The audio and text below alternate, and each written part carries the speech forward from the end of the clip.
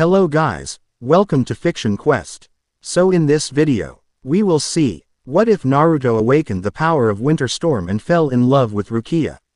If you enjoy these kinds of stories, don't forget to show us some love by hitting the like button and subscribing to the channel. Your support means the world to us. Now, let's start the story. Winter's Conversion. CE. A Naruto Bleach crossover Chapter 1. Frost awakening. The ancient temple stood silent on the mountainside, half buried in snow that had no business being there in the middle of Fire Country's summer. Naruto Uzumaki's breath plumed in the frigid air as he approached the stone archway, its surface etched with symbols no one in Konoha had been able to decipher. Just a quick recon mission, they said, Naruto muttered, adjusting his headband. In and out before dinner, they said. 2 days of tracking through increasingly cold terrain had led him here, to a place that shouldn't exist. The temperature had dropped with each step toward the mountain, until summer had given way to what felt like the deepest winter. Naruto channeled chakra to his feet and scaled the temple's outer wall, peering through a gap in the stonework. The interior glowed with an ethereal blue light that cast long shadows across the chamber floor. Something inside called to him, not with sound, but with a pull he felt in his chest. Kurama, you feeling that? The nine tails stirred within him. Yes, ancient power. Different from chakra. Be cautious, Naruto. When am I not cautious? Naruto grinned, then slipped through the opening. The chamber beyond was vast, its ceiling lost in darkness. Pillars of ice rose from the floor, perfectly preserved despite the impossibility of their existence. At the center stood an altar of black stone, and upon it, a crystal that pulsed with blue-white light. Naruto approached slowly, his sandals crunching on frost-covered tiles. The mission brief had mentioned GE energy readings and unexplained weather patterns, nothing about ancient temples or mysterious crystals. Tsunade's gonna want a full report on this, he whispered, reaching the altar. The crystal was roughly the size of his fist, multifaceted and clear as the purest water. Within its depths, something like a snowstorm swirled continuously. Naruto reached out, drawn by an instinct he couldn't explain. Wait! Kurama's warning came too late. Naruto's fingers brushed the crystal's surface. Cold unlike anything he'd ever felt shot up his arm, paralyzing him in place. The crystal's light intensified, enveloping him in a blinding flash. What the? His voice died as ice seemed to fill his veins, racing toward his heart. Inside his mindscape, Kurama roared and surged forward, orange chakra. Meeting the invasive cold in a clash of energies. Naruto fell to his knees, caught between burning heat and freezing cold as the two forces battled within him. Then, something unexpected happened. Rather than fighting each other, the energies began to merge, Kurama's fiery chakra intertwining with the crystal's winter power. The pain subsided, replaced by a strange harmony as the conflicting elements found balance. Naruto gasped as his awareness returned. He looked down at his hands and found them wreathed in a new kind of chakra, orange at its core but rimmed with crystalline blue. Frost patter. NS spread across his skin before fading away. That was intense, he breathed, standing shakily. You okay in there, Kurama? Something has changed in you, the fox replied, his voice thoughtful. This power, it's becoming part of us. The crystal on the altar had dimmed, now merely a clear stone with no hint of the storm that had raged within. As Naruto reached to take it, the temple shuddered. Dust and ice crystals rained from above. Time to go, Naruto decided, pocketing the crystal and turning toward the exit. Before he could take a step, the air before him split open like a tear in fabric. Brilliant white light poured through the opening, and within it, a silhouette appeared, a small figure tumbling through the rift. Naruto caught the person reflexively, nearly losing S balance as the rift snapped closed behind them. He found himself holding a petite woman in a black kimono, her short black hair dusted with frost, a white-hilted sword at her side. Her eyes flew open, violet eyes filled with confusion and alarm. In one fluid motion, she pushed away from him and drew her sword, pointing it at his throat. Who are you? She demanded. Where am I? Naruto raised his hands slowly. I could ask you the same thing. You just fell out of nowhere. The woman's eyes narrowed. This isn't Soul Society. She glanced around the chamber, her grip on the sword never wavering. What kind of hollow trick is this? Hollow. Look, I don't know what you're talking about.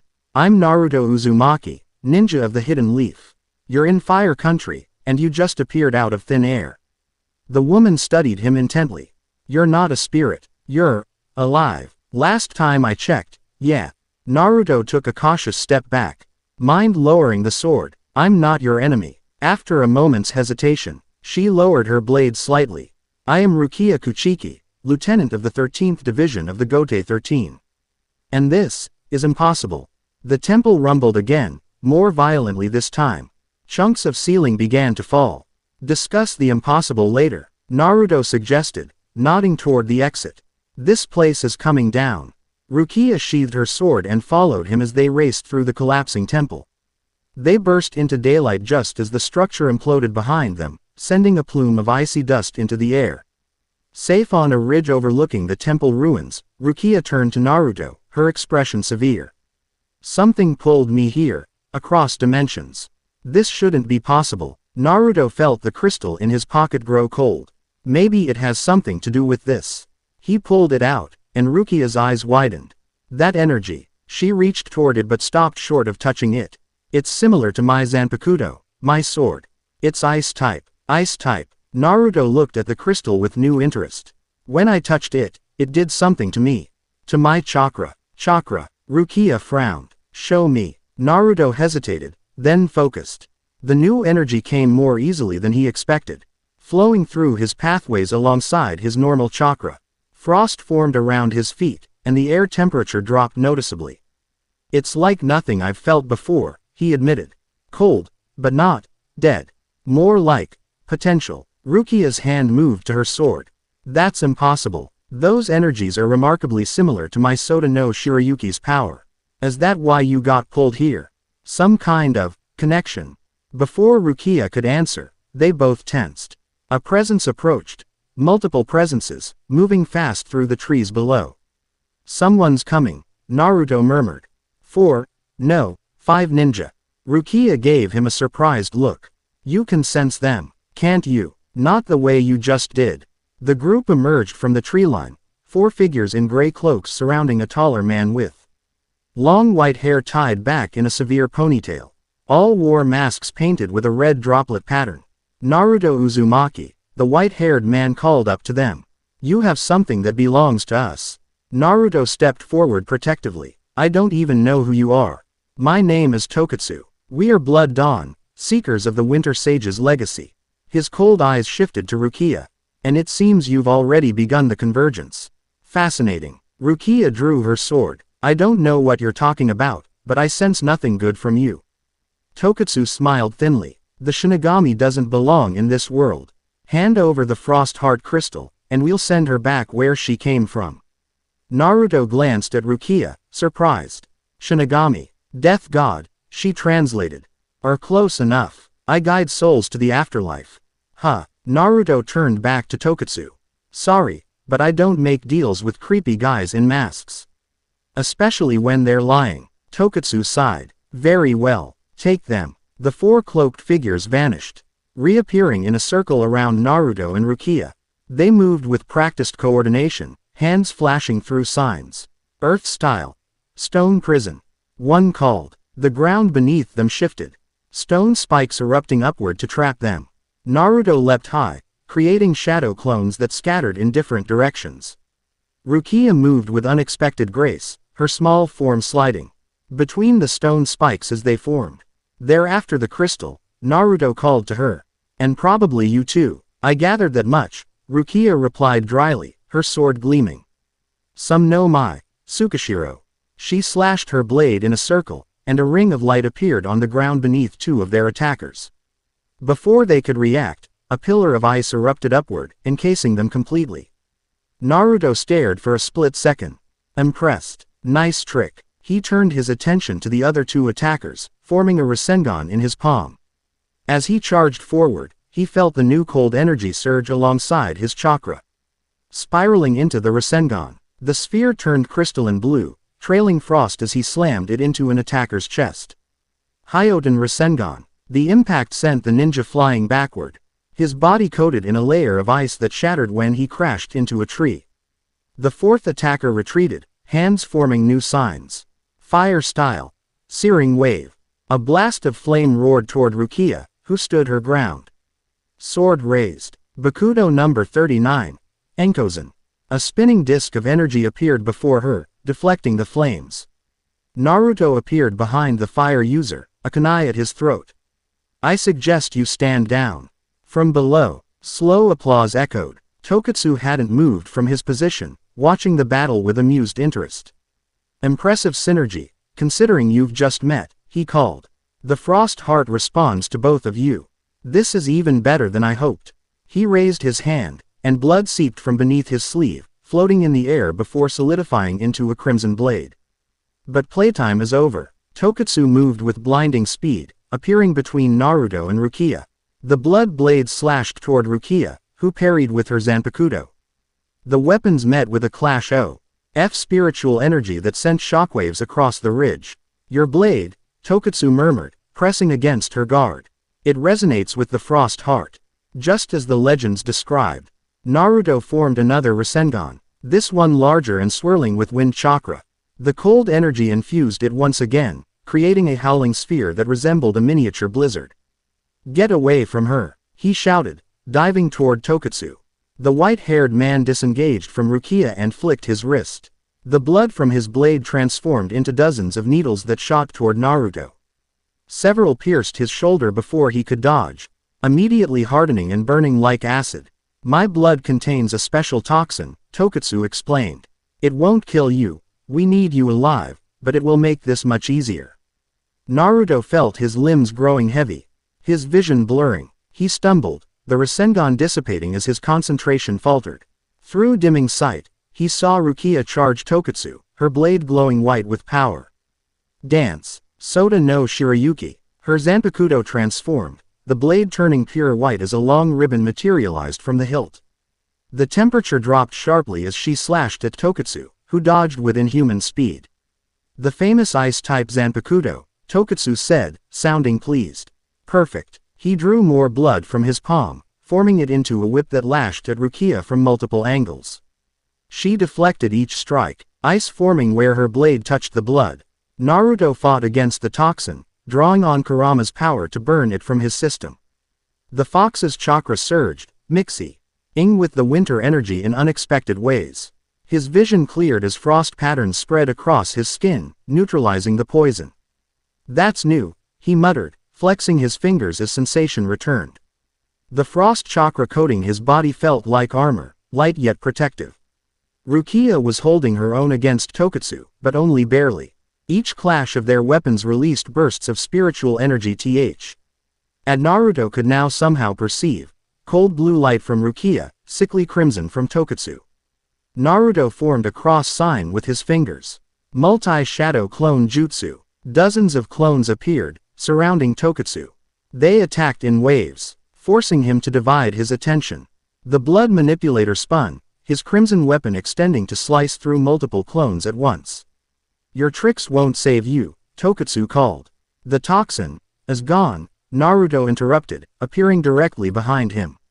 This time, his hands were empty, but frost gathered around his fists. I've got some new tricks. He struck, and to his surprise, ice formed on impact, encasing Tokatsu's arm. The man's eyes widened briefly before he shattered the ice with a pulse of his own chakra. Fascinating, Tokatsu murmured. The Frost Heart has already begun bonding with your chakra network. Rukia appeared at Naruto's side, her Zanpakuto held ready. Whatever you're planning with that crystal, it won't work. Tokatsu smiled. It already has. The convergence has begun. A Shinigami pulled into our world, a Jinchuriki infused with winter power. Lord Kanata will be pleased. He slashed his own palm, and blood poured forth in impossible quantities, swirling around him in a crimson tornado. We'll meet again soon. The Frost Heart calls to its siblings, and to you both. The blood expanded outward in a wave. Naruto grabbed Rukia and leapt backward. But the blood wasn't aimed at them. It crashed into the ruins of the temple below, seeping into the stones. The ground shuddered violently. A massive crack split the ridge where they stood. Time to go, Naruto shouted, creating more clones to grab the unconscious Blood Dawn members Rukia had frozen. That whole mountainside is coming down. They raced through the forest as the mountain collapsed behind them, carrying the temple ruins with it. Only when they reached a safe distance did they stop, watching as dust and snow filled the valley. Rukia sheathed her sword, turning to Naruto with narrowed eyes. You need to tell me everything you know about that crystal and this, Winter Sage, they mentioned. I was about to say the same to you, Naruto replied, studying her with newfound respect. What exactly is a Shinigami doing in my world? And how did you do that ice pillar thing? Rukia sighed, looking up at the sky as if searching for something familiar. I'm Fr. A place called Soul Society, a different dimension where souls go after death. I'm a Shinigami, what you might call a death god, though that's not exactly right. She gestured to her sword. This is my Zanpakuto, Soda no Shirayuki. Every Shinigami has one, a manifestation of their soul and power. Mine happens to be an ice type. Naruto nodded slowly, then held up the crystal. And this pulled you here somehow. It seems that way. I was on patrol in the world of the living, the human world, when I felt a strange spiritual pressure. The next thing I knew, I was falling through that tear in space and into your arms. Lucky catch. Naruto grinned, then grew serious. But that Tokatsu guy seemed to know this would happen. He called it a convergence. Rukia frowned. We need to learn more about this crystal and the Winter Sage. And this Blood Dawn organization. Naruto glanced at the 4 unconscious figures his clones had rescued. Well, we've got some sources of information right here. As if on cue, one of the masked figures stirred, groaning. Naruto and Rukia exchanged looks before approaching. Let's start with the basics, Naruto said, kneeling beside the awakening captive. Who exactly is Blood Dawn? And what do you want with this crystal? The masked figure laughed weakly. You already hold the legacy of the Winter Sage in your hands, and in your blood now, it seems. Lore. D. Kanata has waited centuries for the Frost Heart to awaken. Who is Lord Kanata? Rukia demanded. The one who will unite all realms, the figure whispered. The dimensional barriers are already weakening. Your worlds will soon be one. Under his guidance. Before they could question further, the man's body began to convulse. Red lines spread across his skin, visible even beneath his mask. What's happening to him? Naruto asked, alarmed. Rukia's eyes widened. It's some kind of fail-safe. Like a self-destruct. The man's body crystallized from within, turning to red glass that shattered into dust. The other 3 captives underwent the same transformation simultaneously, leaving nothing but crimson powder that blew away in the wind. That's not good, Naruto said quietly. No, it's not. Rukia looked troubled. We need to get somewhere safe and figure this out. Where's the nearest town? Naruto calculated their position. There's a village about half a day's journey east. But first, he pulled out a scroll and brush from his pack, quickly writing a message. What are you doing? Sending word to the Hokage, my village leader. He completed the message, then summoned a small toad. Take this to Lady Tsunade. Priority 1. The toad saluted, took the scroll, and disappeared in a puff of smoke. Rukia raised an eyebrow. Messenger toad, summoning jutsu, Naruto explained. I have a contract with the toads of Mount Myoboku. Your world is strange, Rukia decided. Naruto laughed. Says the death god from another dimension. For the first time, Rukia's stern expression softened slightly. Fair point. As they set off toward the village, Naruto felt the crystal pulse in his pocket. The new cold energy flowed through his chakra network more naturally now, as if it had always been part of him. Occasionally, frost would form on his fingertips when his concentration slipped. So, he said after they had been walking for some time, these Zanpakuto, they're all different. Rukia nodded. Each is unique to the Shinigami who wields it, reflecting their soul and powers. And yours is ice-based, like this new power I've got. Yes, Soda no Shirayuki is known as the most beautiful snow and ice type Zanpakuto in Soul Society. There was a hint of pride in her voice. Can you show me how you control it? Naruto asked. The ice, I mean. I'm used to wind and regular chakra. But this frost stuff is new territory. Rukia considered him for a moment. Our powers likely work on different principles, but the essence might be similar. She held out her hand, and a perfect snowflake formed above her palm. Hovering and spinning slowly. It's about balance. Not forcing the cold, but letting it flow naturally. Naruto held out his own hand, concentrating. Frost gathered, but instead of a delicate snowflake, he created what looked like a miniature blizzard, swirling chaotically. Well, that's something, Rukia commented. Naruto grinned sheepishly. I've never been great with fine control. More of a lots of power kind of guy. I can see that. She dismissed her snowflake. Your energy feels wild, powerful, but unrefined. Story of my life, Naruto admitted. But I'm a quick learner. They continued east as the sun began to set, casting long shadows through the trees. The forest grew denser, and Naruto noticed Rukia studying their surroundings with interest. This world feels alive, she said eventually. Soul Society has forests and mountains too, but there's something different here. The energy is more vibrant. Is that good or bad? Just different. She paused. So you're a ninja, like in the stories? Naruto chuckled. Probably not exactly like in your stories, but yeah. Shinobi of the Hidden Leaf Village. And that fox spirit inside you. Naruto nearly tripped. You can sense Kurama, not clearly, but there's definitely something else within your spiritual pressure. Something ancient and powerful. That's Kurama, the nine-tailed fox. He's a tailed beast, a being of pure chakra. We used to not get along, but we're partners now. Rukia nodded thoughtfully. That explains the dual nature of your energy. It's similar to how some Shinigami achieve Bankai, a second, more powerful release of their Zanpakuto. Does your sword have this Bankai thing?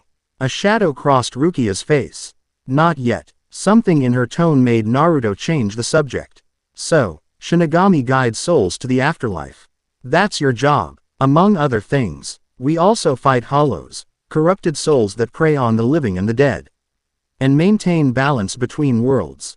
Sounds important. It is. She frowned suddenly, which is why I need to return as soon as possible. My absence will be noticed. The crystal in Naruto's pocket grew cold again, as if responding to her words. He pulled it out, and they both watched as the snowstorm within it swirled more vigorously. I think this is the key, Naruto said. To getting you home, I mean. But also to whatever Blood Dawn is planning. Then we need to understand it better. Rukia's violet eyes met his. And quickly, as darkness fell, they reached the outskirts of a small village nestled in a valley. Lights glowed warmly from windows, and the smell of cooking food wafted through the air. After the day's events, the simple normalcy of the scene was comforting. We should rest here tonight, Naruto suggested. Get supplies, information if we can. Rukia hesitated. Will my appearance cause problems? I'm not exactly dressed like a local. Naruto glanced at her black Shinigami uniform. We can get you some clothes at the market. Until then, he removed his orange and black jacket, offering it to her. This might help you blend in a bit more. Rukia accepted the jacket with a nod of thanks, slipping it over her uniform. The garment was comically large on her small frame, but it served to hide her distinctive clothing and sword. They found a small inn at the village center, where Naruto secured a room with 2 beds. The innkeeper, a middle-aged woman with graying hair, eyed them curiously but asked no questions when Naruto paid in advance.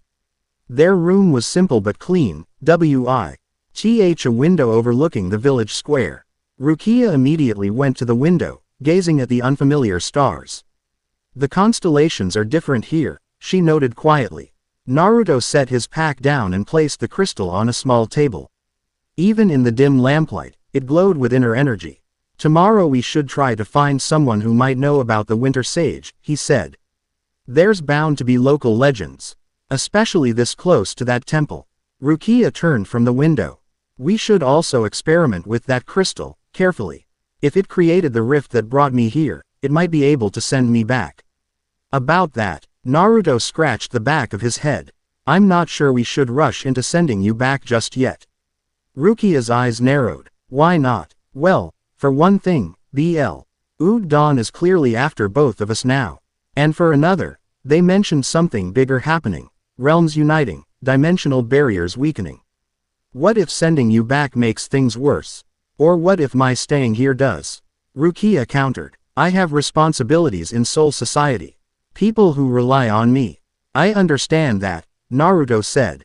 But those Blood Dawn guys practically crumbled to dust rather than tell us anything. Whatever they're planning is serious, world-threatening serious.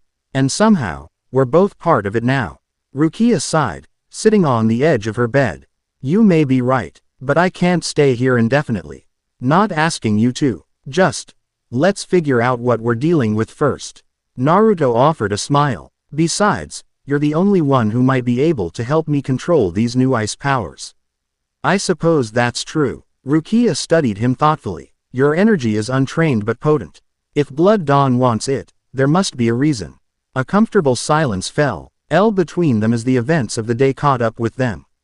Naruto found himself studying Rukia, her composed demeanor, the grace with which she moved, the determination in her violet eyes.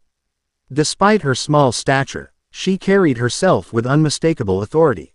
What? She asked, noticing his gaze. Nothing. Just trying to wrap my head around all this. Yesterday I was on a routine mission. Today I've got ice powers and I'm sharing a room with a death god from another dimension. The corner of Rukia's mouth twitched upward. If it helps, this isn't exactly normal for me either. Before Naruto could respond, a chill swept through the room. The crystal on the table pulsed brightly, and frost spread across the wooden surface beneath it. Naruto and Rukia were on their feet instantly. Outside, the temperature plummeted, and villagers rushed to close windows and doors as an unnatural cold descended. That's not us, is it? Naruto asked. Rukia shook her head, hand moving to her Zanpakuto. No, something's coming. They moved to the window. In the village square below, the air shimmered like a heat haze, except instead of warmth, it exuded bone-chilling cold. A tear appeared, similar to the one Rukia had fallen through but darker, edged with black energy. Another rift, Rukia whispered. From the tear emerged a towering figure, hunched and malformed. Its body was white as bone, with a gaping hole in its chest and a mask-like face featuring long, curved horns. It raised its head and let out a howl that shook the buildings. What is that thing? Naruto demanded. Rukia's face had gone pale. A hollow. A powerful one. But that's impossible. They can't enter this world unless. Her eyes widened. Unless the dimensional barriers are already weakening. The hollow's roar echoed again as villagers fled in terror, able to see the effects of the creature even if they couldn't perceive it directly. Frost spread wherever it moved, freezing the ground beneath its feet. It's an ice type, Rukia noted grimly. Like the crystal. Like our powers. Naruto was already moving toward the door. Then let's go introduce ourselves. They raced down the inn stairs and into the square, Ere the hollow was now advancing on a group of children who had been playing outside after dinner. The creature raised a clawed hand, ice forming along its fingers into razor-sharp points. Hey, ugly, Naruto shouted, drawing its attention. The hollow turned, red eyes gleaming from behind its mask. It studied Naruto for a moment, then let out a rumbling laugh. Soul Reaper, it growled, its voice like grinding ice. And something new, delicious spiritual pressure, from both of you.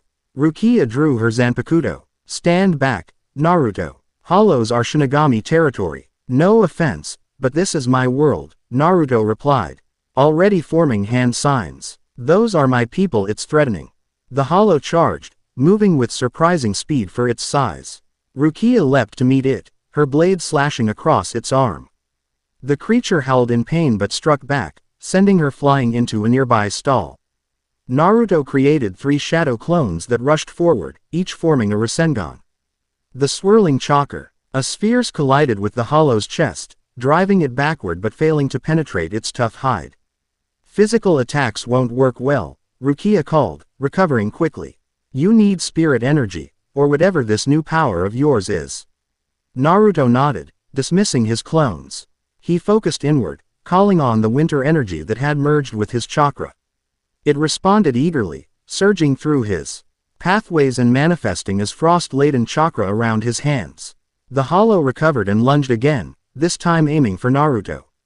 He met its charge head-on, his frost-infused fist connecting with the creature's mask. To his surprise, cracks appeared where he struck, ice spreading from the impact point. It's working, he shouted. Rukia appeared beside the hollow, her Zanpakuto glowing white. Some no mai, Tsukishiro. The circle of light formed beneath the hollow, and the pillar of ice erupted upward. But the creature was ready this time, leaping aside just as the ice formed. It countered, with a blast of frozen air that sent both Naruto and Rukia skidding backward. This one's stronger than it should be, Rukia muttered. The dimensional crossing must have empowered it somehow. Or maybe it's connected to the crystal, Naruto suggested, noticing how the hollow's ice abilities mirrored the energy he had absorbed. The hollow laughed again. The Winter Sage's power calls to all who serve the frozen depths. Blood Dawn promised us new hunting grounds when the worlds merge. Rukia's eyes widened. You're working with Blood Dawn. We serve Lord Kanata, the hollow replied. As all will soon. It raised both arms, and the temperature dropped further. Ice spread rapidly across the village square, encasing buildings and anything in its path. We need to end this quickly, Naruto said, watching villagers flee the spreading ice. Before someone gets hurt. Agreed. Rukia held her Zanpakuto horizontally. Dance, Sota no Shirayuki. Tsugi no Mai, Hakuren. She stabbed the ground 4 times, creating a trail of ice particles that gathered at the tip of her blade. With a thrust forward, she released a massive wave of ice that engulfed the hollow's lower body, freezing it in place. Now, Naruto, he didn't need to be told twice.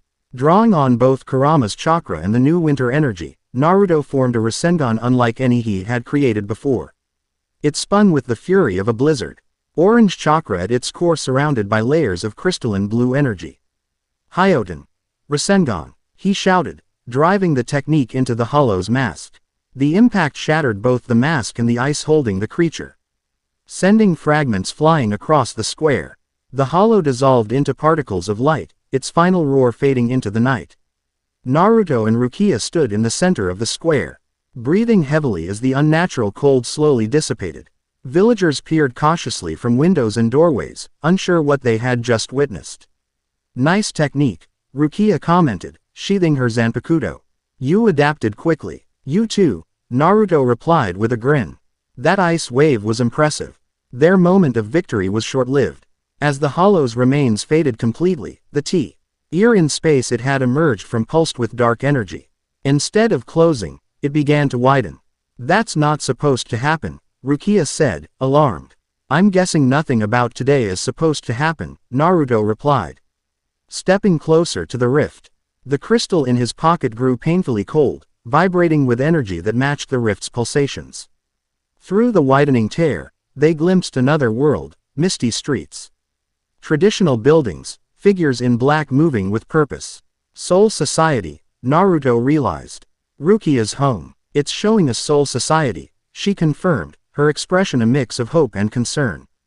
But something's wrong. The rift is unstable. As if in response, the crystal practically leapt from Naruto's pocket, hovering in the air before him. Its glow intensified, snow storm whirling violently within its depths. What's it doing? He asked, reaching for it cautiously. I think it's responding to the rift, Rukia said. Maybe trying to close it. The crystal shot forward, stopping just before the tear in space.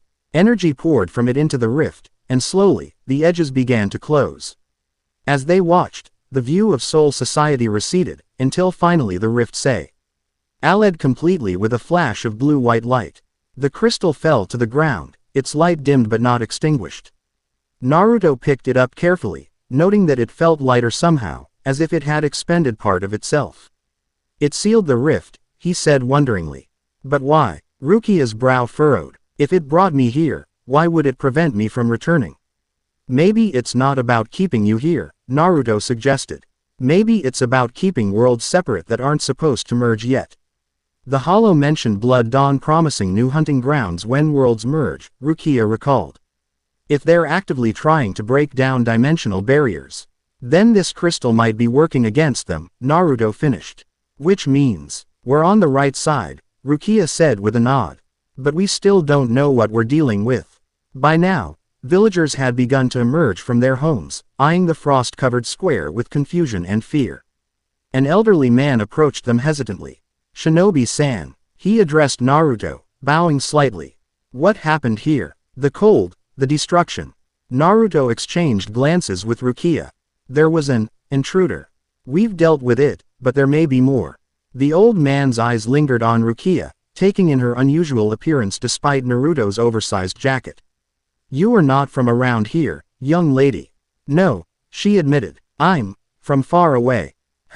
The elder studied them both. The winter spirit in summer. Just like the old stories. Naruto perked up. What old stories? The legend of the winter sage, the man replied. They say he walked these mountains centuries ago, bringing snow in summer and warmth in winter. A master of balance between seasons, between worlds. Do you know anything else about him? Rukia asked eagerly. Or about something called the Frost Heart? The elder's eyes widened slightly.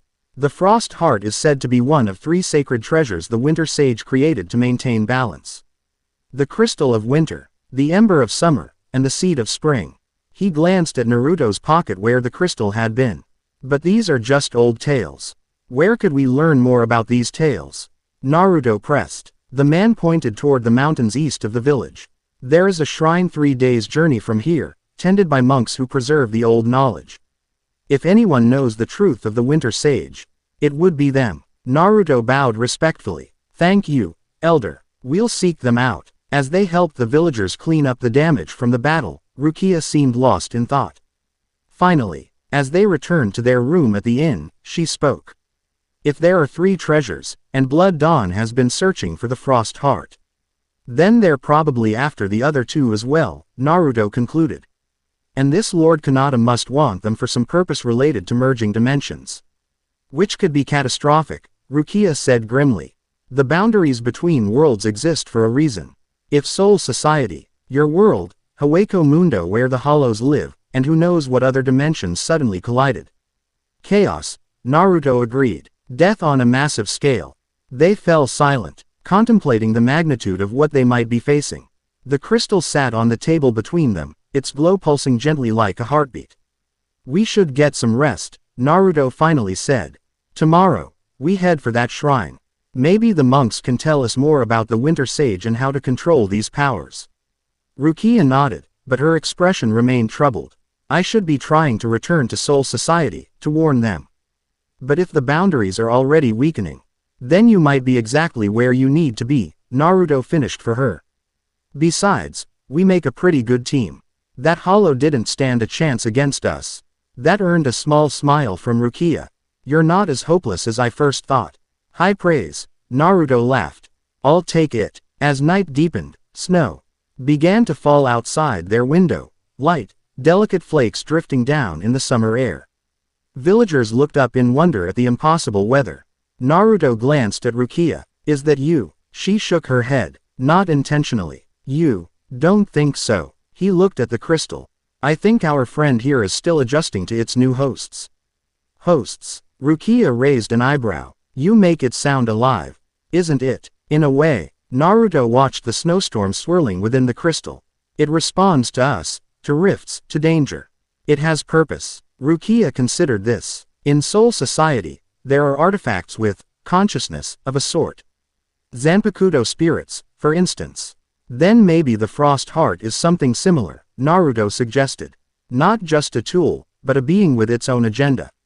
Which aligns with keeping dimensions separate.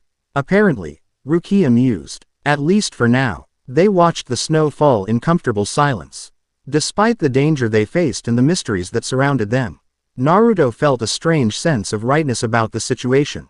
The winter power flowing through him seemed to hum in harmony with Rukia's presence, as if they were 2 parts of a greater whole. Get some sleep, Rukia finally said. Moving to her bed. Tomorrow will likely bring more challenges. Always does, Naruto agreed, settling into his own bed. But we'll face them together. As sleep claimed him, Naruto's last thought was of Rukia's ice dance and how perfectly it had complemented his new frost-infused Rasengan. Whatever connected them, the crystal, fate, or something else entirely. It felt like the beginning of something important. Something powerful. Outside, the snow continued to fall, covering the village in a gentle blanket of white that glowed beneath the summer moon. Chapter 1 End.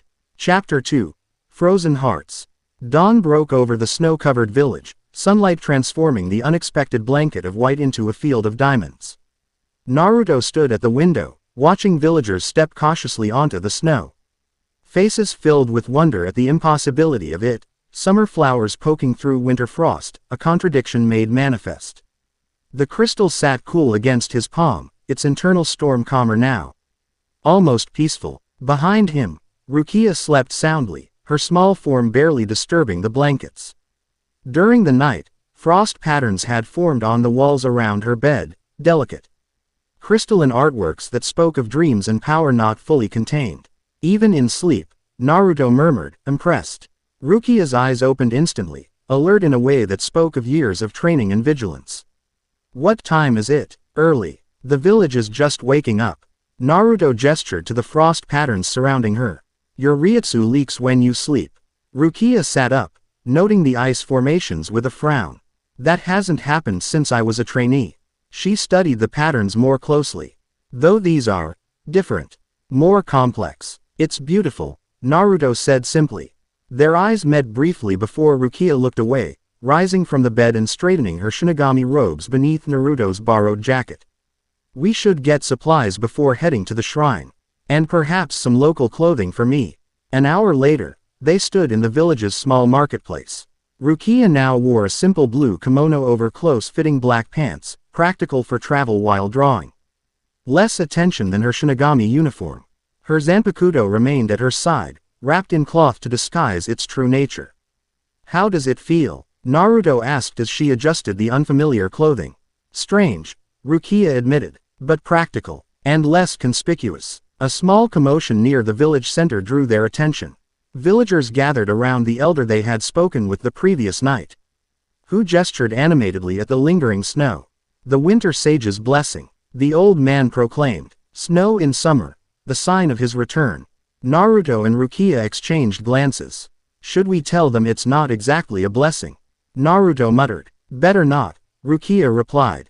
Let them have their wonder while they can. They approached the elder, who brightened upon seeing them. Ah, the warriors from last night. He bowed slightly. The village offers its thanks for your protection. We're glad we could help, Naruto said. We're preparing to journey to the shrine you mentioned. The elder's face grew serious. It is not an easy path. The shrine lies beyond the Three Trials Valley, a place of ancient power and strange occurrences. What kind of trials? Rukia asked. They say the VA. Lee tests those who enter. Trials of body, mind, and spirit. Few attempt the journey these days. The elder studied them both. But perhaps you are meant to walk that path, especially now that the winter signs have appeared. He reached into his robe and withdrew a small scroll, handing it to Naruto. This map will guide you to the valley entrance. Beyond that, he shrugged. The path reveals itself differently to each traveler. Naruto accepted the scroll with thanks. As they prepared to leave, the elder caught Rukia's sleeve. You are far from home, snow spirit, he said quietly, his gaze piercing. Remember that ice can preserve life as well as end it. The choice is always in how we wield our gifts. Rukia stared at him, surprised by his insight. I'll remember. The old man smiled and released her. Safe journey to you both. As they left the village behind, following a narrow trail into the eastern mountains, Rukia glanced back at the receding buildings.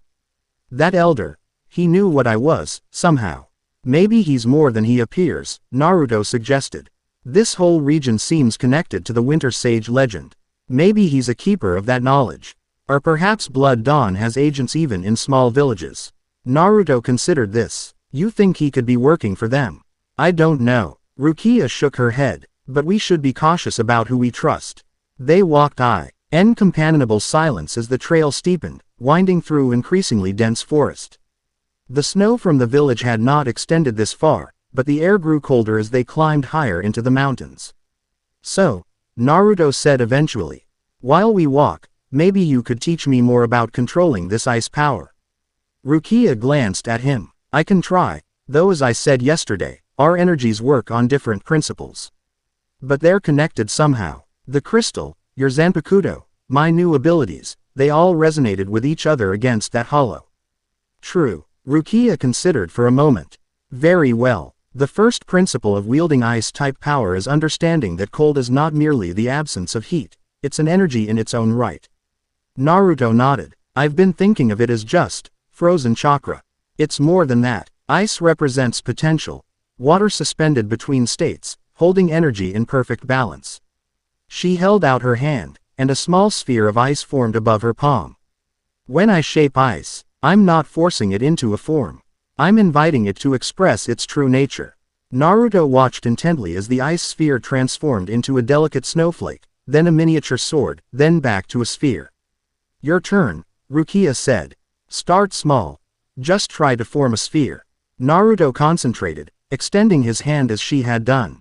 The winter energy responded readily, flowing into his palm, but instead of forming a controlled sphere, it burst outward in jagged ice crystals that grew rapidly before shattering. Whoa! Naruto jumped back as ice fragments showered around them. Sorry about that. Rukia's lips twitched in what might have been the beginning of a smile.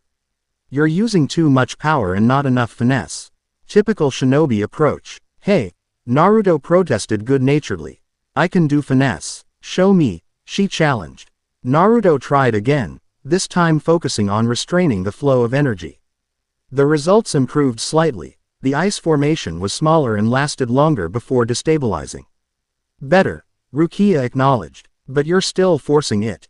Try to feel the natural shape the ice wants to take. The ice wants something. Think of it like water. Flowing downhill, it naturally seeks the path of least resistance. Ice energy has natural patterns it prefers to form. Naruto closed his eyes, focusing on the winter energy within him. Instead of CTing it forcefully as he would normal chakra, he tried to sense its inherent tendencies.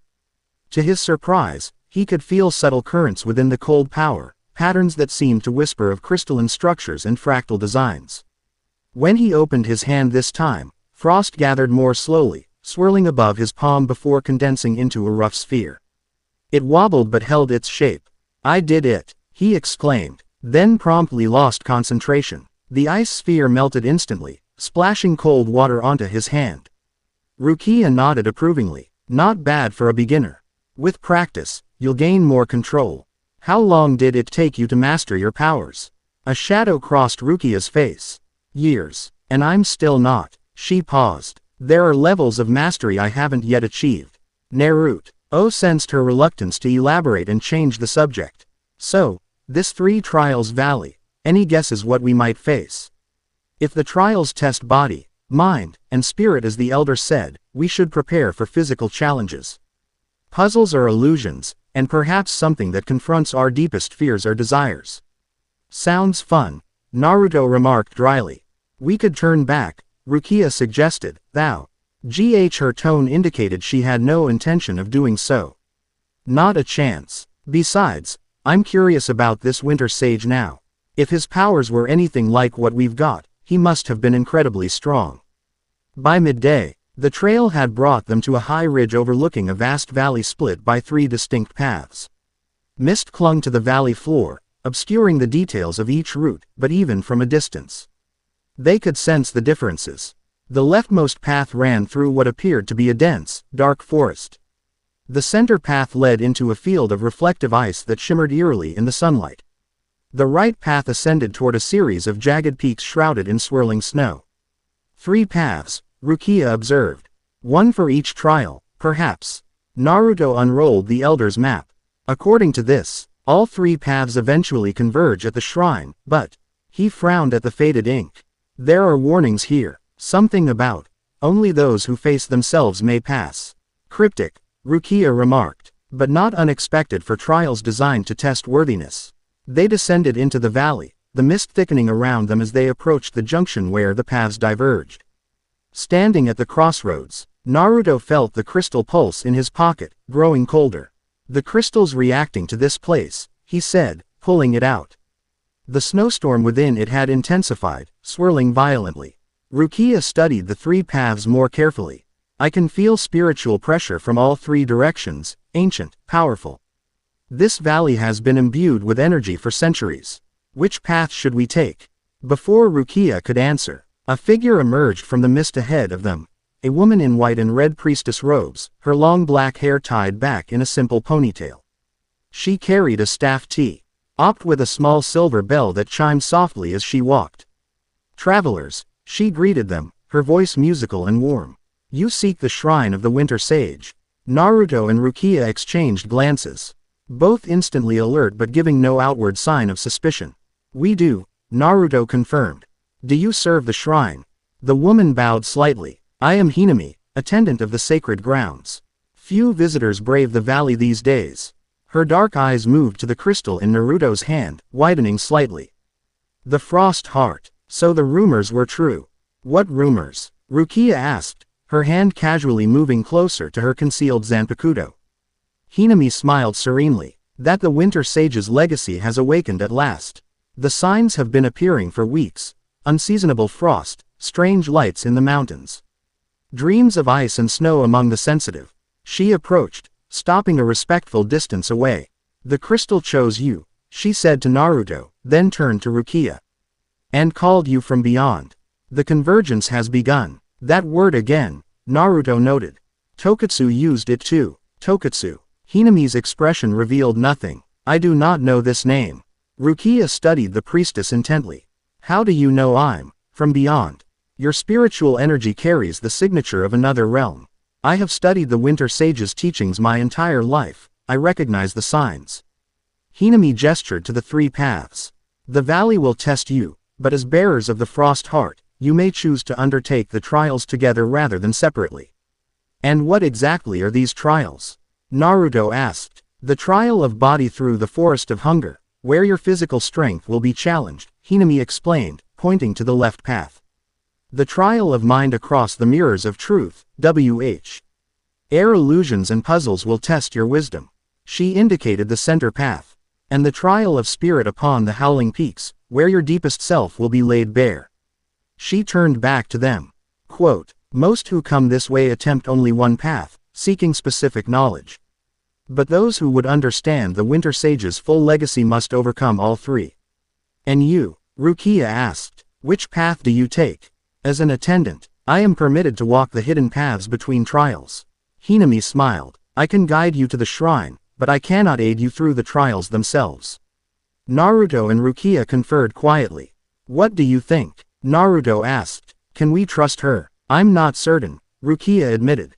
"She knows too much about us, but her spiritual pressure seems genuine, calm and disciplined." "The crystal isn't reacting negatively to her presence," Naruto noted. "It did with Tokatsu." "True." Rukia glanced at the priestess, who waited patiently. "We need information about the Winter Sage, and the shrine seems our best option. Then let's accept her guidance, but stay alert." They turned back to Hinami, who watched them with serene interest. "We'll undertake the trials," Naruto told her. "All three of them, together." Hinami nodded. "As I expected." She struck her staff once upon the ground, and the bell chimed with unexpected resonance. "Then follow me to the beginning of the first trial. The path changes for each seeker, so I cannot tell you exactly what you will face." She led them toward the Forest of Hunger, the mist parting before her steps. As they approached the tree line, the temperature dropped noticeably, and the crystal in Naruto's pocket grew colder still. "The forest feeds on chakra and spiritual energy," Hinami explained. "It will attempt to drain you as you pass through. Conserve your strength, move quickly, and do not be deceived by what you see or hear." "Sounds straightforward enough," Naruto remarked. Hinami gave him a cryptic smile. "Few things about the Winter Sage's legacy are straightforward, Naruto Uzumaki." Naruto blinked in surprise. "I never told you my name." "The Frost Heart did," she replied simply, touching a finger to the crystal he held. "It speaks to those who listen." She stepped back. "I will await you at the forest's end. Remember, what hungers within the trees is not always what it appears to be." With that, she vanished into the mist, the chiming of her bell fading slowly. Rukia drew her Zanpakuto. "I don't fully trust her, but we have little choice now." "Agreed." Naruto created a shadow clone. "I'll send this ahead to scout. If anything happens to it, we'll know what we're facing." The clone nodded and dashed into the forest. They waited, tense and watchful, until suddenly Naruto stiffened. "The clone's gone," he said. "Something fast. It didn't even see what hit it." "Then we go in together, back to back," Rukia decided. "My Zanpakuto at the ready, your senses alert." They entered the forest cautiously. Within a few steps, the mist closed behind them, cutting off any view of the valley. The trees loomed unnaturally tall, their bark black as charcoal, branches twisted into shapes that seemed almost deliberate, like hands reaching down. "I can feel it," Rukia murmured. "The forest is drawing on my Ryutsu, slowly but steadily." Naruto nodded. "My chakra too. It's subtle, like a slow leak." They pressed forward, moving efficiently through the dense undergrowth. Strange sounds echoed around them, whispers, rustling movements, occasional cracks like breaking ice. The deeper they ventured, the darker it grew, until only a faint, diffuse light filtered through the canopy. "Something's watching us," Naruto said suddenly, his voice low. Rukia nodded, having sensed it too, eyes in the darkness, following their progress. The drain on their energy intensified, becoming more noticeable with each passing minute. Without warning, the forest floor shifted beneath them. What had appeared to be solid ground dissolved into a pool of black water, causing them to sink to their knees before they could react. "Jump!" Naruto shouted, creating clones to boost their escape. They leapt clear, landing on a fallen log several feet away. The black water bubbled where they had been standing, steam rising from its surface. "It's not water," Rukia observed. "It's liquefied spirit energy. The forest isn't just draining power, it's harvesting it." They continued more carefully, testing each step before committing their weight. The forest grew denser, the trees closing in until they had to turn sideways to slip between trunks. "This is taking too long," Naruto said after nearly an hour of slow progress.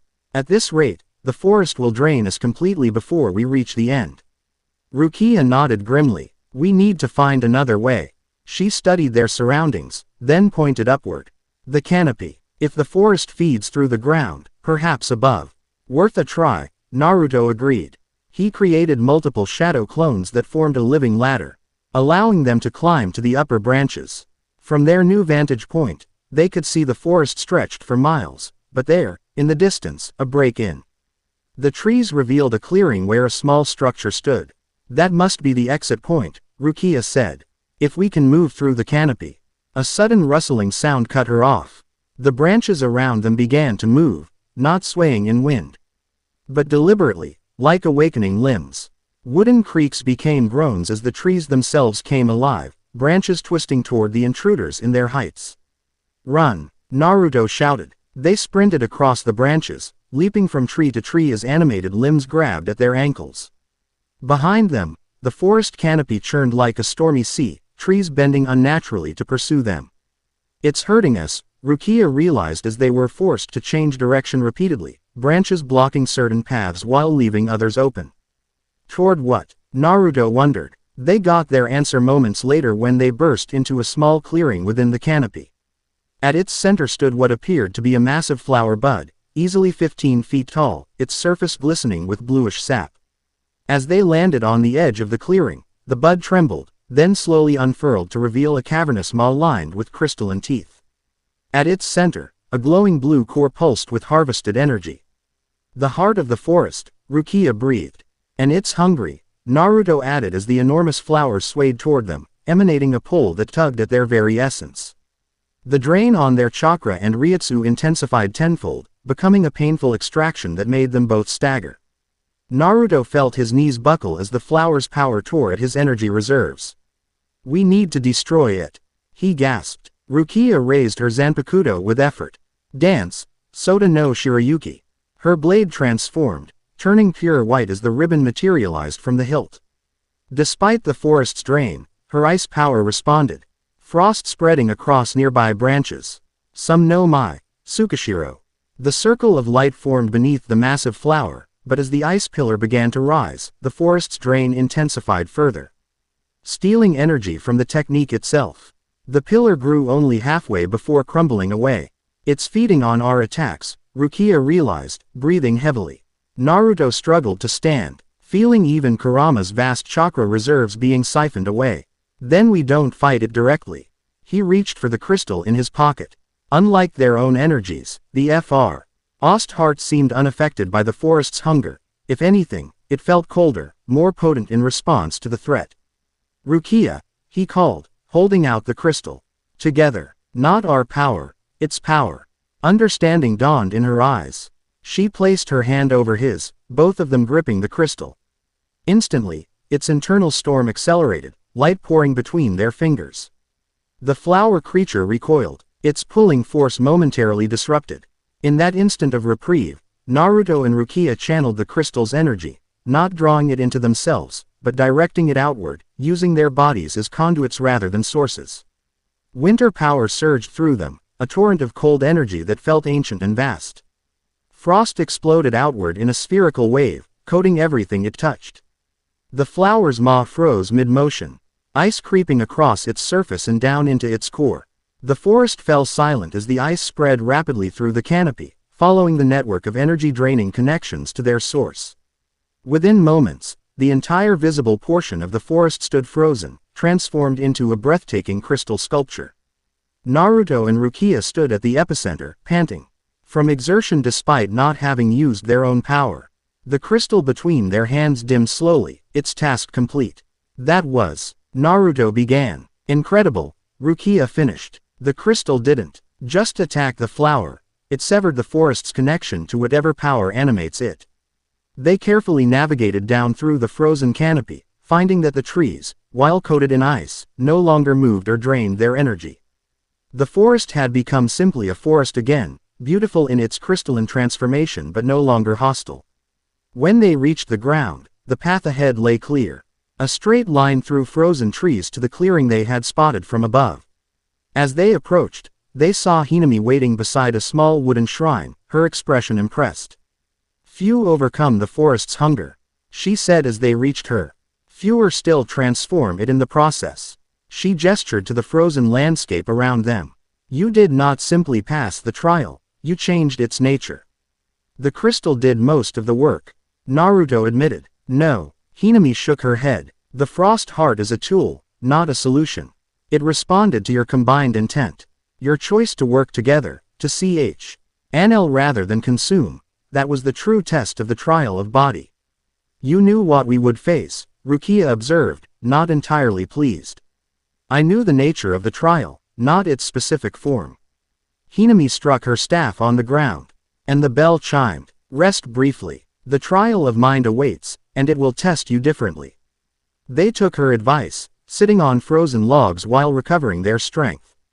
The crystal, now back in Naruto's pocket, felt warm against his leg, almost as if satisfied. "The way we used the crystal," Rukia said quietly. "It felt right, like we were completing a circuit." Naruto nodded. "I've never channeled power like that before, not drawing it in, but letting it flow through me. In Soul Society, there are techniques that work similarly. Not consuming power, but directing it." She glanced at him. "You adapted quickly, so did you." He grinned. "We make a good team." After resting, they followed Hinami to the edge of the frozen forest, where the landscape abruptly changed. Before them stretched the mirrors of truth, a vast field where thousands of ice mirrors stood in seemingly random patterns, each reflecting light and images in disorienting ways. "The trial of mind challenges perception and wisdom," Hinami explained. "What you see in the mirrors is not merely reflection, but possibility, paths not taken, truths half glimpsed." "Sounds like genjutsu," Naruto remarked. "More complex," Rukia said, studying the nearest mirror. "These reflect spiritual states, not just physical appearances."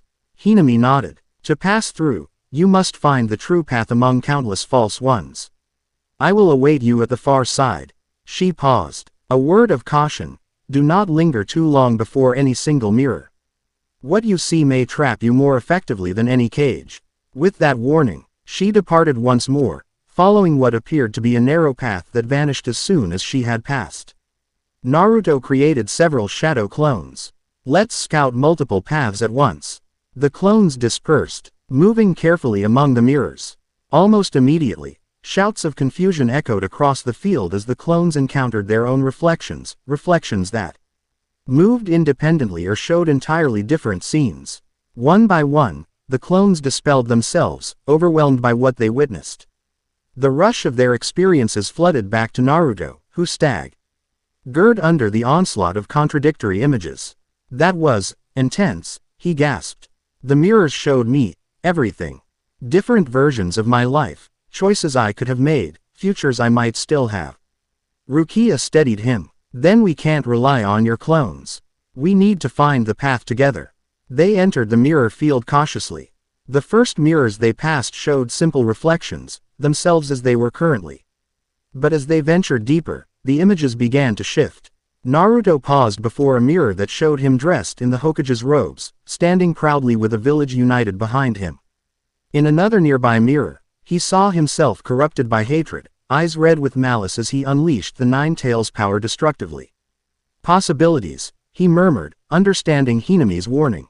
Things I could become. Quote. Rukia, meanwhile, confronted mirrors showing her own potential paths, one where she achieved Bankai and rose to captain rank, another where she abandoned soul society entirely to live in the human world, and still another where darkness consumed her, transforming her Zanpakuto into something twisted and corrupt. Don't focus on any single image, she reminded Naruto. We need to find the true path. They pressed on, navigating the increasingly complex labyrinth of mirrors. Some now showed combined futures, images of Naruto and Rukia together in various scenarios. Fighting side by side against impossible odds. Building a life together in Konoha. Dying in each other's arms on a battlefield. This is getting personal, Naruto commented, trying to keep his tone light despite the unsettling accuracy of some visions. The mirrors reflect deeper truths each step we take, Rukia observed. Testing our resolve, our fears, she hesitated, our desires. They reached what appeared to be a dead end, a semicircle of mirrors with no obvious way forward. Each mirror showed a different path they could take, but none revealed what lay beyond. A choice point, Rukia concluded. But which is the true path? Naruto studied each mirror carefully. Maybe none of them. Maybe all of them. What do you mean? The Elder's map mentioned, facing ourselves. Naruto turned to Rukia. What if the trial isn't about finding the right mirror, but about understanding what the mirrors are showing us about ourselves? Rukia considered this a test of self-awareness rather than navigation. Exactly. Naruto approached the central mirror, which showed only their current selves. The true path might be the one where we acknowledge who we really are, not the possibilities, but the present. As if in response to his insight, their reflection in the central mirror rippled, then parted like a curtain, revealing a physical path beyond. Well reasoned, Rukia said with newfound respect. They stepped through the mirror, finding themselves in another section of the field where the mirrors were arranged in concentric circles. At the center stood a single Peds, tall with a small ice sculpture that resembled the frost heart crystal. Another test, Naruto wondered aloud. They approached cautiously. As they neared the pedestal, the mirrors around them activated simultaneously. Each displaying the same scene. Blood Dawn members gathered around an altar, with Tokatsu performing some kind of ritual over artifacts that included what appeared to be a glowing red ember. The second treasure, Rukia realized. The Ember of Summer. The images shifted, showing a masked figure directing the proceedings, tall and imposing, wearing elaborate robes adorned with symbols from multiple cultures and dimensions. Lord Kanata, Naruto guessed.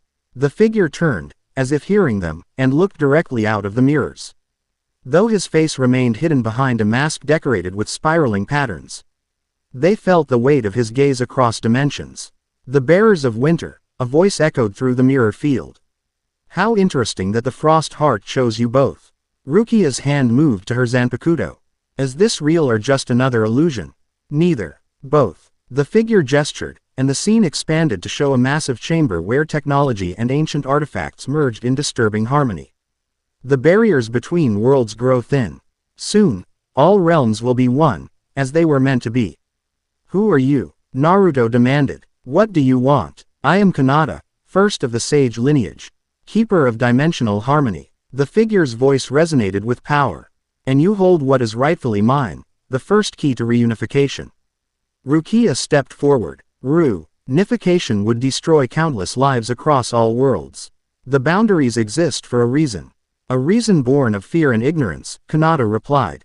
Long ago, all realms existed as one. It was the Winter Sage, my misguided descendant, who sundered reality, believing worlds should develop separately. The image shifted again, showing scenes of ancient battle, a figure wielding ice power against a multitude of opponents. eventually creating a blinding flash that seemed to tear reality itself. He divided what should remain whole, Kanata continued. Created artificial boundaries between chakra and ryutsu, between life and death. Between dimensions that naturally seek convergence. And the three treasures? Naruto asked, trying to gain information while the connection held. Tools of division that will become tools of reunion. Kanata's mask tilted slightly. The Frost Heart responds to you both because you represent the divided energies it was created to separate, Shinobi Chakra and Shinigami Ryutsu. The crystal in Naruto's pocket pulsed coldly, as if in denial of Kanata's claims. You're lying, Naruto said with sudden certainty. The crystal doesn't want the worlds to merge. It sealed the rift in the village when it could have let it expand. Because it was programmed to maintain separation at all costs, Kanata replied. But once I possess all three treasures, that programming will be overridden. The natural order will be restored. Natural order. Rukia's voice dripped with skepticism. Chaos and destruction as dimensions collapse into each other. Renewal requires sacrifice, Kanata said simply.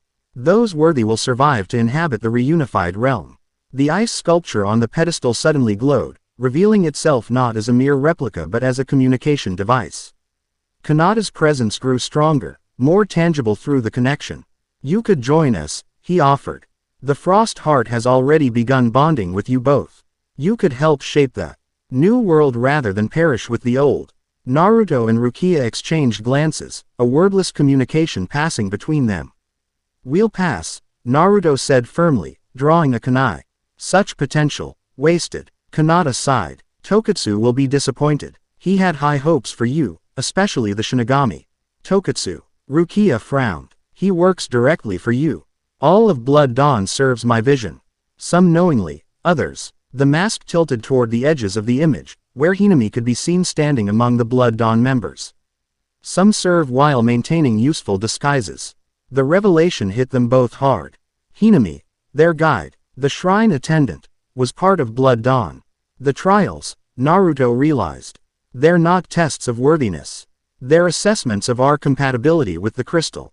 Very good, Kanata acknowledged. The Winter Sage created the trials to find worthy successors to guard the separated realms. I repurposed them. Without further discussion, Naruto slammed his kunai into the ice sculpture. The connection wavered but held. Remarkable, Kanata observed. The bond between you grows stronger already. But time favors me. The summer solstice approaches, when the boundaries naturally thin. Blood Dawn has already secured the ember of summer, and soon the seed of spring will be ours as well. We'll stop you, Rukia declared, drawing her Zanpakuto and pointing it at the sculpture. You are welcome to try. Kanata's mask seemed to smile. It will be interesting to see how long you maintain your conviction when faced with true loss. The sculpture suddenly pulsed with blinding light. The mirrors around them shattered simultaneously, sending crystalline shards flying in all directions. Naruto grabbed Rukia and pulled her down, shielding her with Hi's body as glass-like fragments rained over them. When they looked up, the mirror field had changed. A clear path now led forward through the destruction, and the pedestal stood empty. He was toying with us, Rukia said as they carefully rose. That entire exchange was meant to unsettle us and reveal Hinami's true allegiance. It worked, Naruto admitted. But now we know more than we did. Kanata, the Winter Sage's connection, the purpose of the treasures, and that Hinami has been leading us through these trials to assess our compatibility with the crystal. Rukia sheathed her Zanpakuto. We should proceed carefully. She's waiting for us at the exit, probably with reinforcements. They followed the newly revealed path through the broken mirrors, each step crunching on crystalline shards. The destruction had transformed the trial into something eerier, jagged fragments reflecting fractured images of themselves as they passed. The trial of mind, Naruto mused. I think we passed by seeing through the illusion to the truth. Quote, perhaps, Rukia agreed. Though I suspect Kanata's intervention wasn't part of the original trial. They reached the edge of the mirror field, where the landscape changed once more. Before them rose the howling peaks, jagged mountains perpetually shrouded in swirling snow and wind. Hinami waited, as promised, her serene expression unchanged despite Kanata's revelation of her true allegiance. You've completed the second trial, she observed. And spoken with Lord Kanata, I see. They stopped at a safe distance, both ready for combat. Why the charade? Rukia demanded. Why not attack us directly if Blood Dawn wants the crystal? Hinami's smile remained peaceful. Violence is but one path to achievement. Lord Kanata prefers understanding to brute force. She gestured to the crystal. The Frost Heart chooses its bearers carefully. We needed to evaluate your compatibility before proceeding. And now, Naruto asked, his body tense. Now we know you are indeed the perfect vessels. Hinami struck her staff on the ground, but this time the bell emitted a sharp, painful tone that drove both Naruto and Rukia to their knees, hands over their ears. The Winter Sage feared reunion. Hinami continued, her voice changing, growing colder and more formal. He did not understand that separation is against the natural order. All things seek balance, chakra and ryutsu, life and death. All dimensions straining toward each other across artificial boundaries. She approached them slowly, the bell continuing its painful resonance. The Frost Heart has begun merging with you both, Shinigami and Shinobi, ice and fire, death and life. You are living proof that convergence is not only possible but desirable. Naruto fought through the pain, trying to form hand signs for a shadow clone. The crystal in his pocket burned cold against his leg, responding to the threat but unable to act while they were incapacitated. The final trial awaits, Hinami said, pointing toward the Howling Peaks. The trial of spirit will strip away your resistance, revealing your true selves, selves that will embrace reunion rather than fear it. With visible effort, Rukia managed to grasp her Zanpakuto. Dance, she gasped, Sota no Shirayuki. The transformation of her blade disrupted the bell's resonance momentarily, allowing Naruto to create a shadow clone that lunged at Hinami.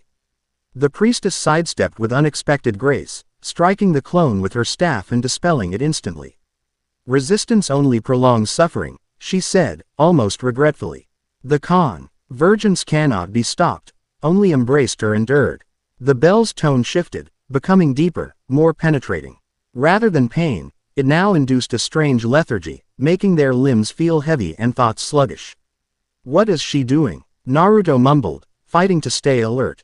Spirit binding, Rukia answered, struggling similarly. Similar to Kido but different. Hinami raised her staff, and the snow around them rose in spiraling patterns, forming a circle that enclosed the three of them. The trial of spirit traditionally begins at the base of the Howling Peaks, she explained, her voice now echoing oddly. But Lord Kanata has granted me the authority to invoke it here and now. The swirling snow intensified, creating a white wall that cut them off from the outside world. Within this impromptu arena, the air grew heavy with spiritual pressure. Face your true selves, Hinami intoned, her eyes beginning to glow with blue-white light. Face your deepest fears and desires. The snow between them coalesced, forming shapes that gradually solidified into mirror images of Naruto and Rukia, but distorted, changed. Snow Naruto's eyes burned red, his body partially transformed into a fox-like state. While Snow Rukia appeared with hollow-like characteristics, her Zanpakuto blade blackened and corrupted. The darkness within, Hinami explained. The potential for destruction that lives in all beings of power. The snow constructs attacked without warning. Snow Naruto launched at the real Naruto with devastating speed, claws extended. Snow Rukia engaged the real Rukia with a perversion of her own ice techniques. Black frost spreading where her blade struck. Naruto dodged the initial assault, creating multiple shadow clones to confuse his opponent. The snow construct howled, a sound unnervingly similar to the Nine Tails roar, and tore through the clones with ease. They know our techniques, Rukia called, parrying a vicious strike from her doppelganger. They're drawn from our own knowledge and power. Naruto grimaced. Then we need to do something unexpected. He charged directly at Snow Rukia instead of his own opponent, while Rukia pivoted to engage Snow Naruto.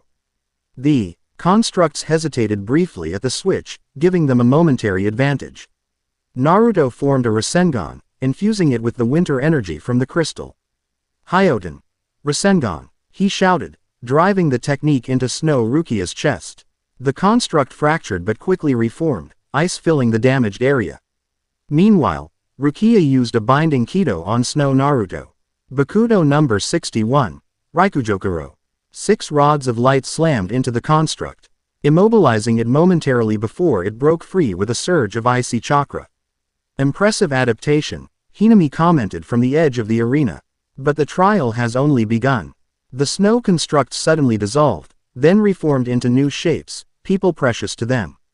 Snow Naruto became Sasuke Uchiha, while Snow Rukia transformed into Byakuya Kuchiki. Those you failed, Hinami said softly. Those you could not save from their own darkness.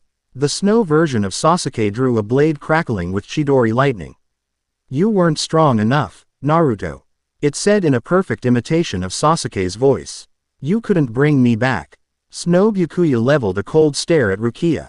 You dishonored our family, it intoned. Abandoned your duty for sentiment.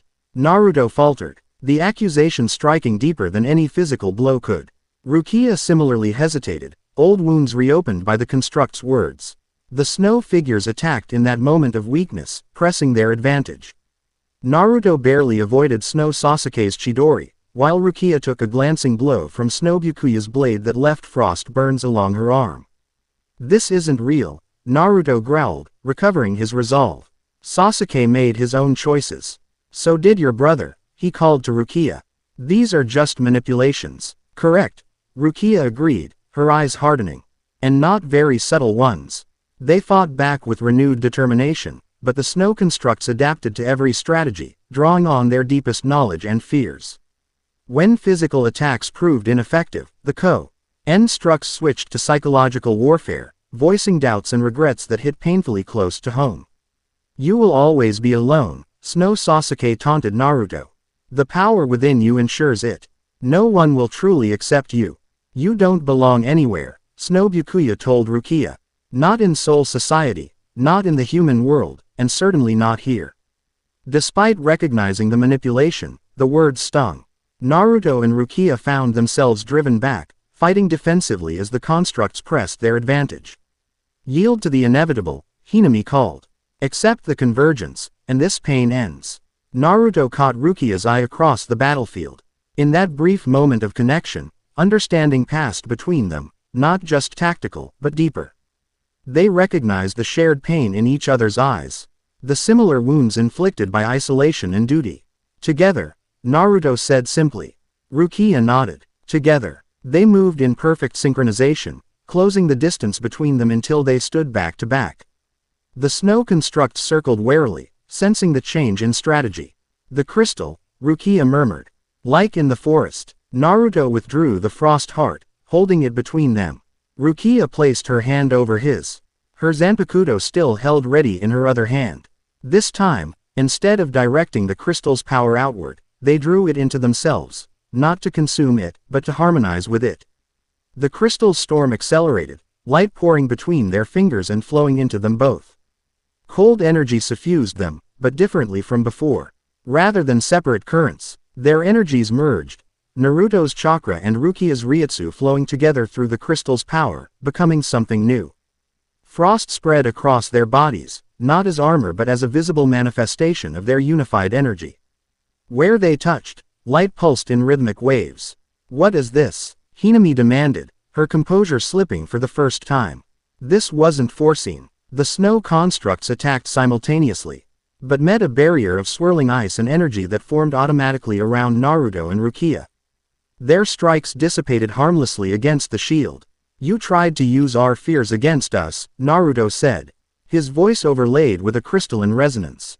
But failed to understand one thing, Rukia continued, her voice carrying the same harmonic quality. We are stronger together than our fears could ever be, they finished in unison. They extended their free hands, and the barrier expanded outward in a wave of pure winter energy. The snow constructs disintegrated on contact, returning to ordinary snow that fell harmlessly to the ground. Hinami backed away, raising her staff defensively. This connection, it wasn't supposed to form so quickly. The convergence requires gradual adaptation. The protective barrier continued expanding until it reached the edge of the snow arena, where it collided with Hinami's spiritual barrier. The two forces struggled briefly before Hinami's barrier shattered, the swirling snow dispersing into the air. Released from the confines of the arena, Naruto and Rukia maintained their connection, the crystal still glowing between their joined hands. Their unified energy settled into a steady flow, frost patterns dancing across their skin in matching designs. The trial of spirit, Naruto observed, was meant to break us down. Instead, Rukia added, it revealed our true strength. Hinami stood before them, staff held ready but expression uncertain. This changes nothing. Lord Kanata has already secured the ember of summer. The seed of spring will soon follow. The solstice approaches, and with it, inevitable reunion. Then we'll have to find these other treasures, Naruto said, and stop him before that happens. You cannot. Hinami began. But her words cut off as Naruto and Rukia moved in perfect tandem, crossing the distance between them faster than she could react. Naruto's frost-enhanced fist connected with her staff as Rukia's Zanpakuto swept at her feet. The staff cracked, its bell shattering with a discordant chime. Hinami leapt backward, narrowly avoiding Rukia's blade. Your bond is impressive, she acknowledged, drawing a talisman from within her robes. But premature. It cannot be sustained without proper foundation. She slammed the talisman into the ground, creating a blast of spiritual RGY that forced Naruto and Rukia to shield themselves. When the light faded, Hinami was gone, leaving only a swirl of snowflakes where she had stood. The connection between them gradually subsided as the immediate threat disappeared. The crystal's glow dimmed, and the frost patterns receded from their skin. They remained standing close, both processing what had just happened. That was, Naruto began. Unexpected, Rukia finished. The crystal facilitated a temporary merger of our spiritual energies. Temporary. Naruto flexed his hand, already missing the harmony of their connected powers. It felt right, natural. Rukia nodded slowly. It did. But Hinami wasn't wrong about one thing. That level of connection isn't sustainable without proper foundation and training. She studied the crystal. This kind of spiritual merging exists in theory in Soul Society, but is rarely achieved in practice. In the shinobi world, we have something similar. Perfect synchronization between partners who've trained together for years. Naruto grinned. We managed it in a couple of days. Don't get overconfident, Rukia cautioned, though a small smile played at her lips. We caught them by surprise this time. Blood Dawn will be prepared for this tactic in the future. They surveyed their surroundings. The trials had altered the valley significantly. A frozen forest behind them, shattered mirrors to their side, and ahead. The howling peaks still waiting to be traversed. Should we continue to the shrine? Naruto asked. Hinami's revelation changes things, but the shrine might still contain information we need. Rukia considered. The shrine is likely compromised if Hinami was a Blood Dawn agent. But yes, we should investigate. Carefully, they approached the howling peaks, where wind whipped snow into blinding curtains. The temperature dropped sharply as they began to climb, ice forming on exposed skin only to be melted by their internal energies. The trial of spirit was incomplete, Rukia observed as they ascended. Hinami intervened before we could face whatever awaited on the peaks. Maybe that's for the best, Naruto replied. I'm not eager to face more snow versions of our inner demons. The climb grew increasingly challenging, with narrow paths winding between jagged rocks and across ice-slick ledges. The wind howled constantly, sometimes forming shapes and voices Hat whispered just at the edge of comprehension. The mountain itself is spiritually active, Rukia noted. Even without Hinami's intervention, we're still experiencing aspects of the trial. Naruto nodded, helping her across a particularly treacherous gap. I can hear voices in the wind. People from my past, mostly. I hear them too, Rukia admitted. But they seem questioning rather than accusatory. Different from Hinami's constructs. They reached a plateau halfway up the tallest peak, where the wind suddenly calmed. Before them stood a simple stone archway, beyond which they could see buildings nestled in a sheltered valley, the shrine complex, protected from the elements by the surrounding peaks. As they approached the archway, ghostly figures materialized, not hostile constructs, gentle manifestations that radiated calm purpose. An elderly man with kind eyes and a younger woman with frost-white hair stood side by side, examining Naruto and Rukia with interest. The true guardians of the shrine, Rukia guessed. The figures nodded in unison but did not speak. Instead, they gestured toward the crystal, which pulsed warmly in Naruto's hand. Understanding, he held it out. The ghostly woman reached forward. her ethereal fingers passing through the crystal without touching it. Light flowed from her form into the crystal, which absorbed it eagerly. The storm within intensified briefly before settling into a more organized pattern. There, updating it somehow, Naruto realized. Providing information. The male figure then reached toward both of them, placing ghostly hands above their heads. A sensation of gentle cold flowed through them, carrying with it impressions rather than words, images of the shrine's history, the Winter Sage's purpose, and most importantly, the location of the remaining treasures. The Ember of Summer, Rukia murmured, is hidden in the Land of Fire's volcanic region. And the Seed of Spring, Naruto added, in the ancient forest at the continent's heart. The ghostly figures nodded, seemingly pleased with their understanding. They gestured toward the shrine beyond the archway, encouraging them to continue. "Thank you," Naruto said respectfully. The figures bowed before fading back into the swirling snow, leaving them alone at the threshold. They passed through the archway and entered the shrine complex, a collection of traditional buildings arranged around a central courtyard where a frozen pond reflected the sky. Despite its remote location, the shrine showed signs of recent occupation. Lanterns hung ready for lighting, paths swept clear of snow. "Blood Dawn has been here," Rukia observed, noting subtle disturbances in the energy of the place. "Recently, too," Naruto pointed to footprints not yet filled by falling snow. They proceeded cautiously, checking each building for traps or hidden enemies. The shrine appeared deserted. However, Hinami and any other Blood Dawn agents had departed. In the largest building, the Y discovered a meditation hall centered around an ornate pedestal. The pedestal held nothing now, but its surface bore the clear imprint of a crystal-shaped object. "The Frost Heart's resting place," Naruto said, placing the crystal in the indentation. It fit perfectly, glowing with renewed energy as it connected with the pedestal. The walls of the meditation hall illuminated in response, revealing elaborate murals previously hidden in shadow. The artwork depicted a story, the Winter Sage's journey from ordinary human to dimensional guardian. "It says he was born during a convergence of realms," Rukia translated, studying the ancient script accompanying the images. "When barriers thinned naturally, allowing him to perceive multiple dimensions simultaneously. He gained power from all realms," Naruto continued, moving along the mural, but saw the danger of complete merger. "Worlds with different fundamental laws cannot occupy the same space without catastrophic consequences." The murals showed civilizations in chaos as dimensional barriers weakened, beings of pure spirit materializing in physical realms, physical laws breaking down, energies becoming unpredictable and destructive. "So he created the three treasures," Rukia said, examining the next section, to establish and maintain proper separation. "The Frost Heart to regulate spiritual boundaries, the Ember of Summer to stabilize physical laws, and the Seed of Spring to maintain the balance of life forces. And Lord Kanata." Naruto searched the murals for reference to Blood Dawn's leader. Rukia pointed to a figure depicted in opposition to the Winter Sage, a tall man wielding powers drawn from multiple dimensions simultaneously.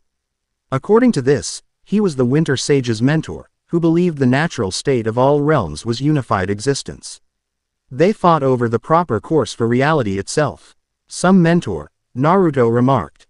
"The Winter Sage ultimately prevailed," Rukia continued reading, "but could not destroy Kanata, who had bound his essence across multiple dimensions. Instead, he used the three treasures to seal Kanata away, fragmenting his consciousness across the separated realms. Which explains why he needs the treasures, to reverse the process and restore himself fully. And to eliminate the barriers between dimensions." Rukia's expression grew grave. According to this, the Winter Sage predicted Kanata would eventually find a way to influence events from his imprisonment. He created these trials to identify worthy successors who could protect the treasures if needed. Naruto ran his hand along the mural's surface. "So were those successors chosen by the Frost Heart?" "It appears so," Rukia replied. "Though I doubt the Winter Sage anticipated one successor would be pulled from another dimension entirely." They completed the circuit of the meditation hall, absorbing the knowledge preserved in the murals. At the final panel, they found a depiction of three figures standing together, each holding one of the treasures. Their combined power creating a shield around multiple worlds represented as overlapping spheres. 3 guardians, Naruto observed. 1 for each treasure. But we only have 1 treasure and 2 guardians, Rukia pointed out. The crystal pulsed on its pedestal, drawing their attention. Its internal storm had formed a clear pattern now, a map showing the locations of the other treasures. Just as the ghostly figures had revealed. The Ember of Summer, Naruto said, studying the pattern. Blood Dawn has it, but they've taken it to a volcanic temple for some kind of ritual. The summer solstice, Rukia realized. When fire energy is naturally at its peak, they must be planning to use that power to amplify the ember's effects. And the seed of spring remains hidden in the ancient forest. Naruto continued, but this shows Blood Dawn forces converging on its location. We need to move quickly. Rukia looked up from the crystal. We have 3 days until the solstice. According to the shrine calendar. If we recover the ember and secure the seed before then, we can prevent the convergence, Naruto summarized. But we'll need help. Rukia nodded. Your Hokage should be informed. And if possible, I need to find a way to contact Soul Society. If dimensional barriers are weakening, they need to prepare. A sound from outside interrupted their planning. Footsteps approaching rapidly through fresh snow. They tensed, ready for combat, but the spiritual pressure Rukia sensed was neither hostile nor familiar. Someone's coming, she whispered. Not Blood Dawn, I think. The meditation hall's door slid open to reveal a young man in travel-worn clothes, breathing heavily as if he had run a great distance. Upon seeing them, he stopped abruptly, eyes widening at the sight of the glowing crystal. You've awakened the frost heart, he said, his voice filled with wonder. The winter shrine sent visions. I came as quickly as I could. Yuto and Rukia exchanged cautious glances. Who are you? Naruto asked. The young man bowed formally. My name is Hiroki, last apprentice of the Winter Shrine's true keepers. I was away when Blood Dawn corrupted the trials and infiltrated our sanctuary. His eyes hardened. When Hinami betrayed her oath. You know Hinami. Rukia kept her hand near her Zanpakuto. She was our most talented priestess, Hiroki confirmed. Until Lord Kanata's agents turned her with promises of power in the new unified world. He approached slowly, respectfully. The guardian spirits summoned me back. They showed me your trial by snow constructs and the harmony you achieved with the frost heart. Can we trust him? Naruto asked Rukia quietly. She studied Hiroki carefully. His spiritual pressure feels genuine. Not like Hinami's. Hers had subtle discord I didn't recognize until later. Hiroki knelt before them. I offer my knowledge and service to the Frost Heart's chosen. The Winter Shrine has preserved the sage's teachings for centuries. Awaiting this moment, what exactly do you know about the 3 treasures? Rukia asked. And Lord Kanata's plan, Naruto added. Hiroki rose. Come, there is a chamber beneath the shrine that Hinami could not access, protected by seals only true disciples can navigate. There, the Winter Sage left detailed instructions for his successors. They followed Hiroki cautiously, Naruto bringing the crystal with them. The apprentice led them to a smaller building at the edge of the complex, where he activated a series of concealed mechanisms that revealed a staircase descending into darkness. The inner sanctum, Hiroki explained, lighting a lantern. Blood Dawn searched for this place but failed to discover its entrance. The staircase led deep beneath the mountain, to a circular chamber carved from living rock and reinforced with seals glowing with soft blue light.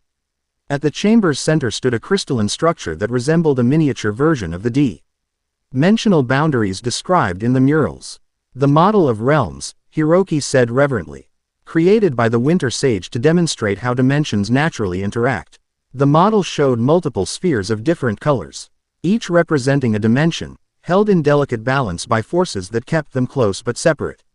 Occasionally, the spheres would drift slightly closer, causing energy to arc between them before the balancing forces restored proper distance. Natural thinning, Rukia observed. Like the solstices. Exactly, Hiroki confirmed. Dimensional boundaries naturally fluctuate in strength.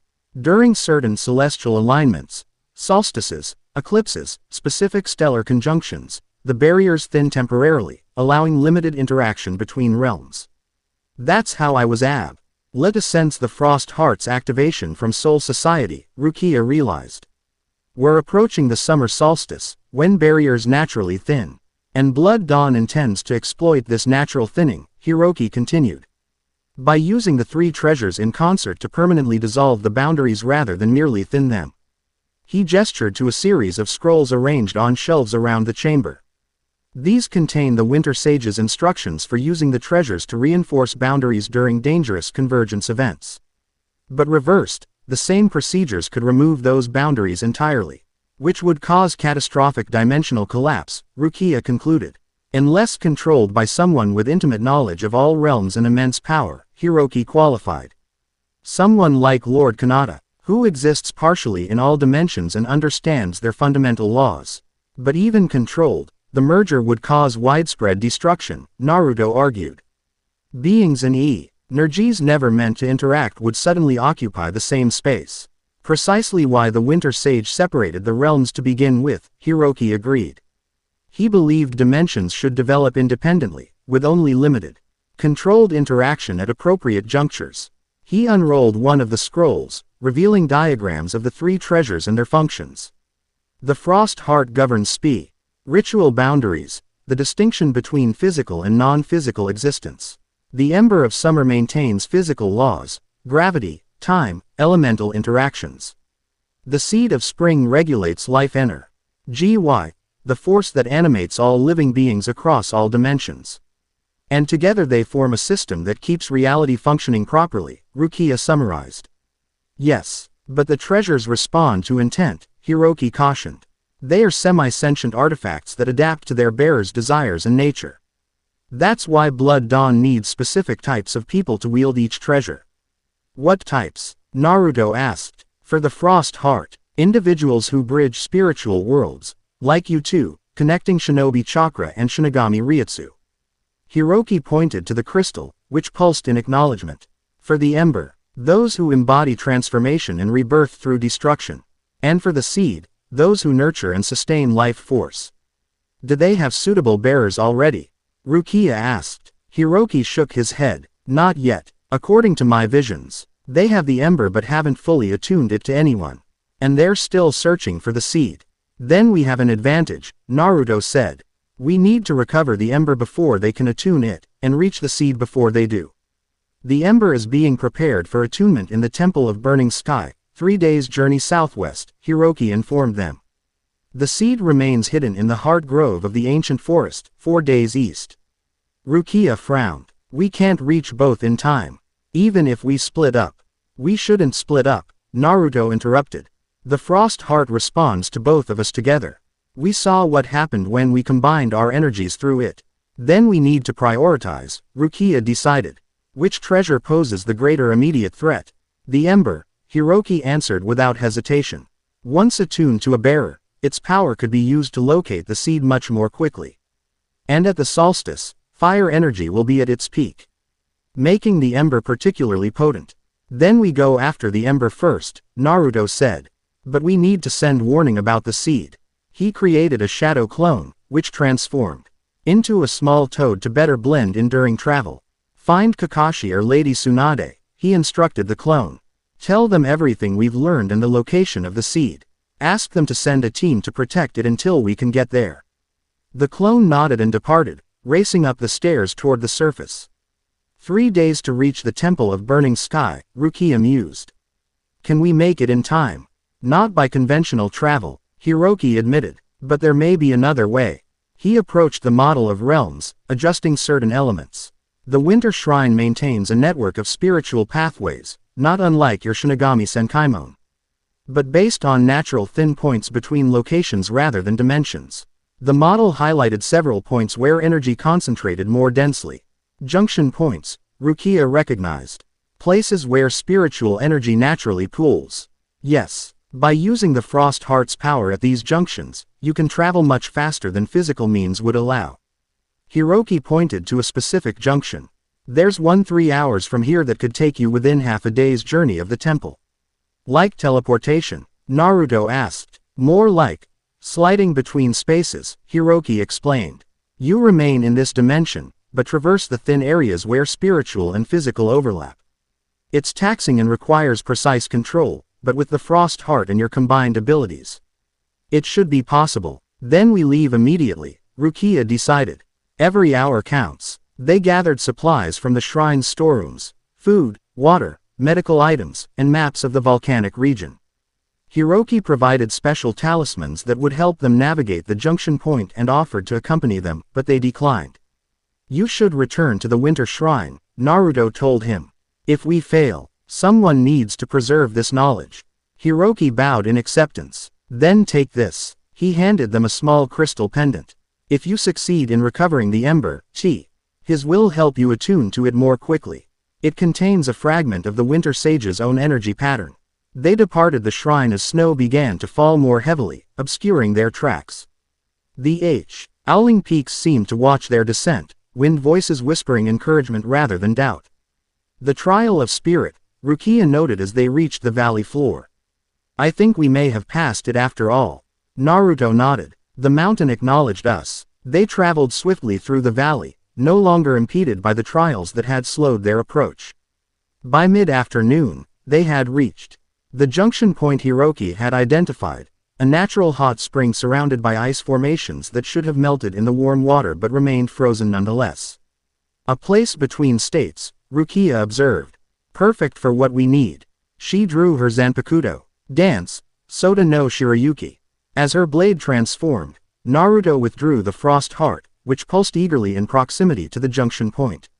They stood at the spring's edge. The crystal held between them as before. Together, Naruto said. Together, Rukia agreed. They channeled their energy into the crystal, which responded with brilliant light. This time, instead of an outward burst, the energy curved inward, creating a doorway of swirling frost and light above the spring's surface. Now, Rukia directed, and they stepped forward in unison. The world blurred around them, landscapes rushing past at impossible speed. They remained conscious of each other and the crystal between them, but everything else became streaks of color and sensation. The journey lasted both seconds and hours, time distorted by their passage through the thin spaces between locations. Then, abruptly, they were standing in a new place, a sheltered grove. At the edge of a volcanic region where steam rose from countless vents and the ground radiated heat. In the distance, a temple structure rose from the largest volcano's slope, its architecture black and red against the darkening sky. The Temple of Burning Sky, Naruto breathed, steadying himself against sudden dizziness. Rukia looked equally disoriented but recovered quickly. We made it, and unless I'm mistaken, we've traveled nearly 3 days' journey in minutes. Not without cost, Naruto noted, examining the frost heart. The crystal appeared dimmer, its internal storm sluggish. The journey drained it significantly. It will recover, Rukia assured him. But we should avoid using it for major workings until it does. They rested briefly, allowing both themselves and the crystal to recover from the dimensional sliding. As night fell, the volcanic landscape transformed. What had seemed merely hot and barren by day became beautiful and eerily alive by night. Lava flows in the distance cast red-orange light across the terrain, while steam vents created ghostly plumes that danced in the darkness.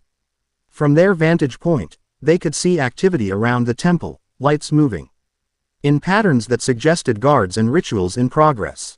Blood Dawn had established a significant presence. We need to get closer, Naruto said.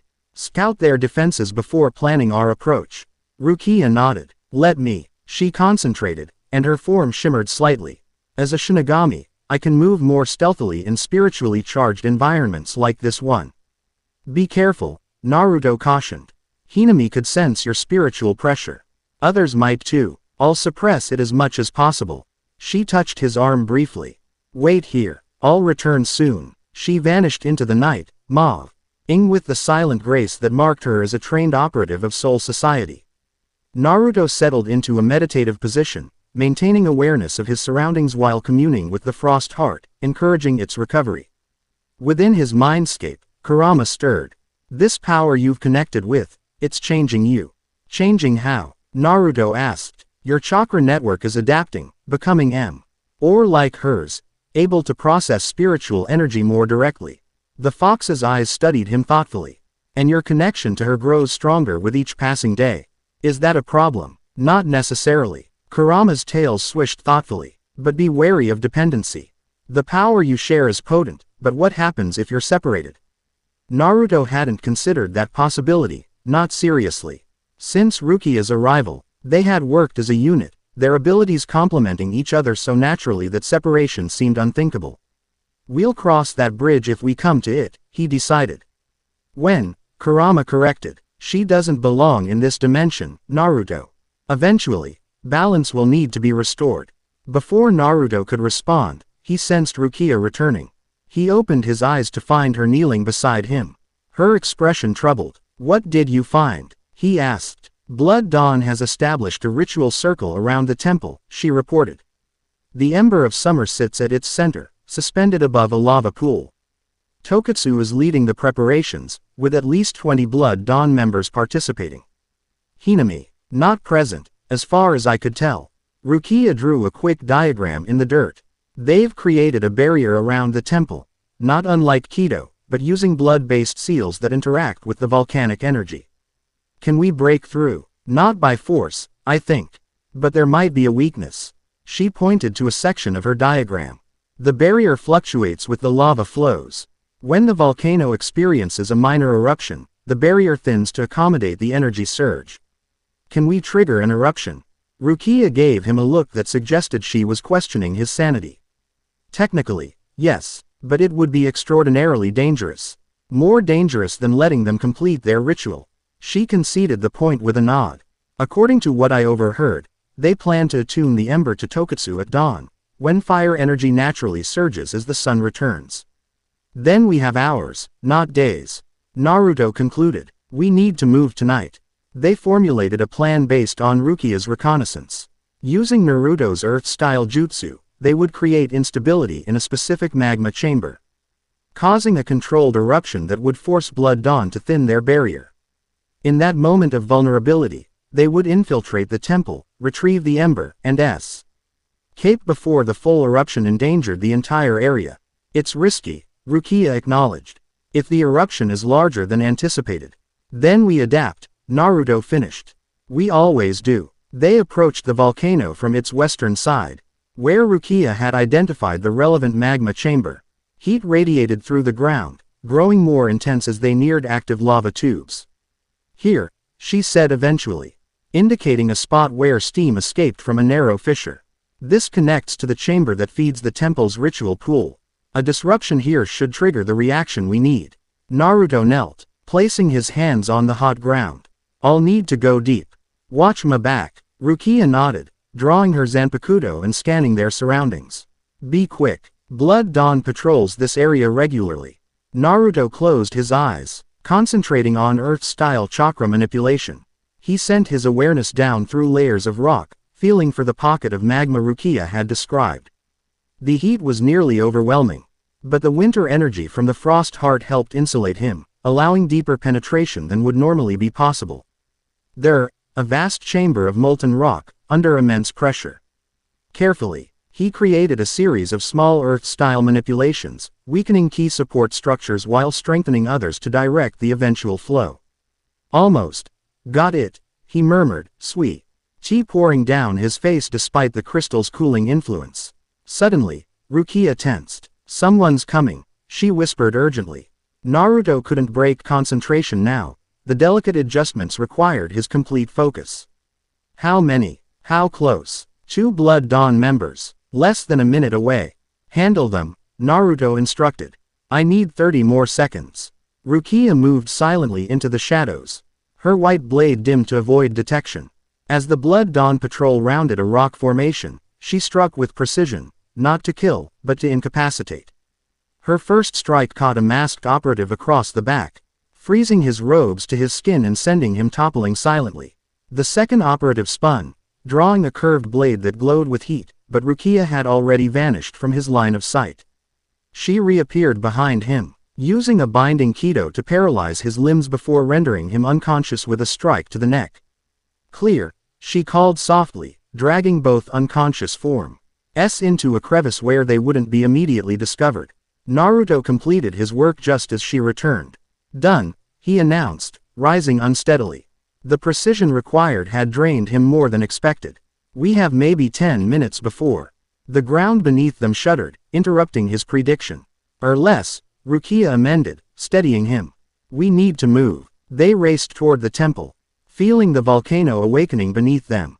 Small fissures opened in their path, venting steam and gases that stung their eyes and burned their lungs. The ground's trembling increased steadily, rocks dislodging and rolling dangerously around them. The barrier, Naruto gasped as they reached a vantage point overlooking the temple. Can you see it? Rukia narrowed her eyes, focusing her spiritual awareness. Yes, it's wavering already. They're responding to the seismic activity. Indeed, Blood Dawn members could be seen rushing about the temple complex, reinforcing certain points while thinning others to accommodate the changing energy patterns. At the center, the ember of summer glowed brightly, a crystalline formation similar to the frost heart but burning with internal fire rather than swirling with winter storms. Tokatsu stood before it, arms raised as he directed the barrier adjustments. Even from a distance, his frustration was evident in his sharp gestures and the way lesser members cowered before him. There, Rukia pointed to the temple's eastern approach, where the barrier appeared weakest. When the main tremor hits, that section will likely fail first. As if on cue, the volcano gave a mighty heave. The ground lurched beneath,